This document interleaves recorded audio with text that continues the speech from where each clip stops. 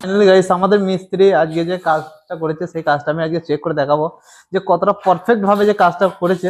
তা তোমরা না দেখলে বুঝতে পারবে না যে একটা ভালো মিস্ত্রি কাজ করা কতটা সুন্দর। প্লাস্টারের কাজ যে করবে অবশ্যই এইভাবে চেক করে নেবেন। প্লাস্টারের এই কাজটা দেখুন পারফেক্ট ভাবে, যে এখানে ফান্ডিতে কোথায় কোনো গ্যাপ পাবে না। দেখো এদিকে পুরোপুরি ভাবে এটা দেখুন, নিচে থেকে ওপর পর্যন্ত ফান্ডিতে কোনো কোথায় গ্যাপ পাবে না। খুবই সুন্দর একটা কাজ করেছে। এখানেও দেখুন, এখানেও একই ব্যাপার।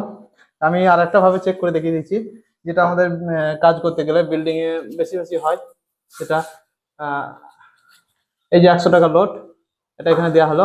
যদি কাজটা ভুল হয় তাহলে এই টাকাটা অবশ্যই পড়ে যাবে। এই দেখো, আমি ফান্ডিটা চাগাইছি, নেমে পড়ছে।